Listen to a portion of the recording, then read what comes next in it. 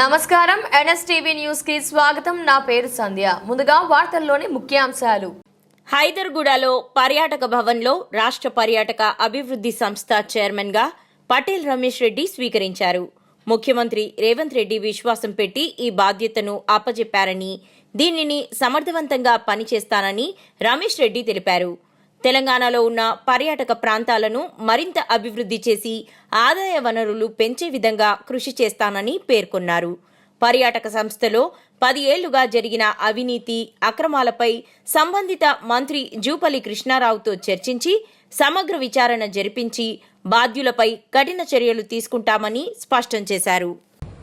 మన ప్రియతమ నాయకులు రాష్ట్ర ముఖ్యమంత్రి రేవంత్ రెడ్డి గారు నన్ను టూరిజం కార్పొరేషన్ చైర్మన్గా నియమించడం జరిగింది. మరి అందులో భాగంగా నేను ఈరోజు ఈ టూరిజం డెవలప్మెంట్ కార్పొరేషన్ చైర్మన్గా బాధ్యతలు స్వీకరించడం జరిగింది. మరి ఈరోజు ఇక్కడికి రాగానే ముఖ్యంగా మా అధికారులు, మా టీము అందరూ కూడా పెద్ద ఎత్తున, మా ఎండి గారు పెద్ద ఎత్తున స్వాగతం పలికి ఈరోజు నన్ను మరి ఇక్కడ ఆహ్వానించడం జరిగింది.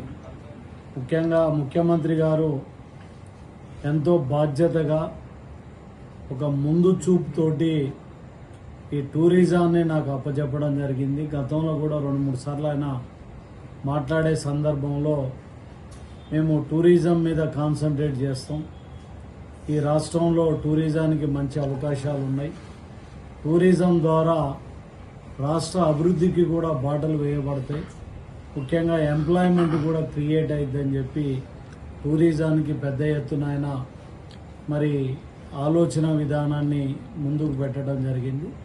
మరి ప్రపంచవ్యాప్తంగా మనం చూసినట్టయితే చాలా దేశాలు, మన దగ్గర కూడా మరి కేరళ లాంటి రాష్ట్రాలను మనం చూసుకుంటే టూరిజం మీదనే పెద్ద ఎత్తున రాష్ట్రానికి నిధులు వస్తున్న పరిస్థితిని కూడా మనం గమనిస్తున్నాం.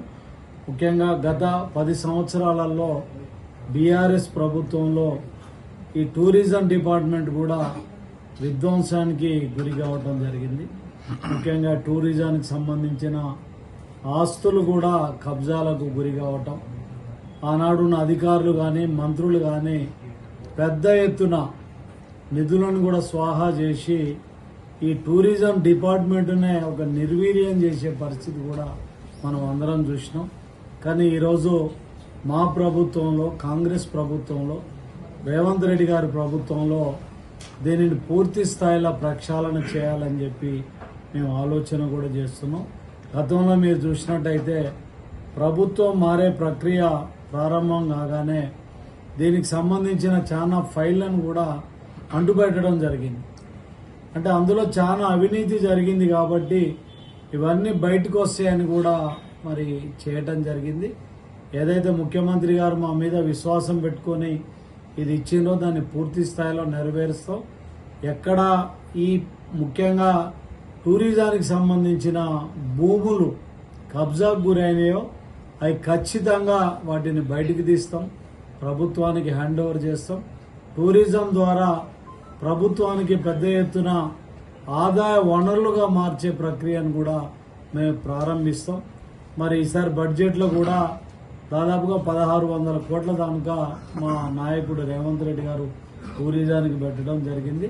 ఖచ్చితంగా మా హోటల్స్ కానివ్వండి, మా ప్లేసెస్ కానివ్వండి, మరి మా బస్సెస్ కానివ్వండి, అన్నిటి మీద కూడా మరి ఒక సమగ్రంగా ఒక ఆలోచన చేసుకొని మాకున్న ఎండి గారు కానీ మా టీం అందరం కలిసి కూడా దీనిని లాభాల బాటలో తీసుకొని వచ్చి ఈ రాష్ట్రానికి ఒక ఆదాయ వనరుగా మార్చే విధంగా ప్రజలందరూ కూడా ఒక టూరిజం ప్లేస్కి వెళ్తే, కేరళ లాంటి ప్లేసెస్కి వెళ్తే ఎంత అనుభూతి జరుగుద్దో ఆ విధంగా అనుభూతి పొందే విధంగా ఆ ప్లేసెస్ను కూడా తీర్చిదిద్దే బాధ్యత నేను చైర్మన్గా తీసుకుంటాను కూడా ఈ సందర్భంగా తెలియజేస్తున్నాను. దీని మీద మాకంటే ఒక ఆలోచన ఉంది. ముఖ్యంగా మా మంత్రి జూపల్లి కృష్ణారావు గారు ఉన్నారు, ముఖ్యమంత్రి గారు కూడా ఉన్నారు, పెద్దలు, వాళ్ళతోటి మాట్లాడి ఖచ్చితంగా వాటి మీద ఎంక్వైరీ ఉంటుంది, వాటి గురించి తెలుసుకుంటాం. అంటే అసలు ఎందుకు జరిగింది ఏందని.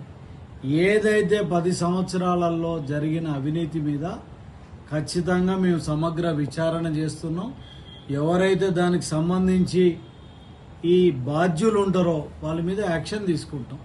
అది మా ముఖ్యమంత్రి గారితో, మా మంత్రి జూపేలి గారితో కూడా మాట్లాడి ఒక ప్రణాళిక సిద్ధం చేస్తాం.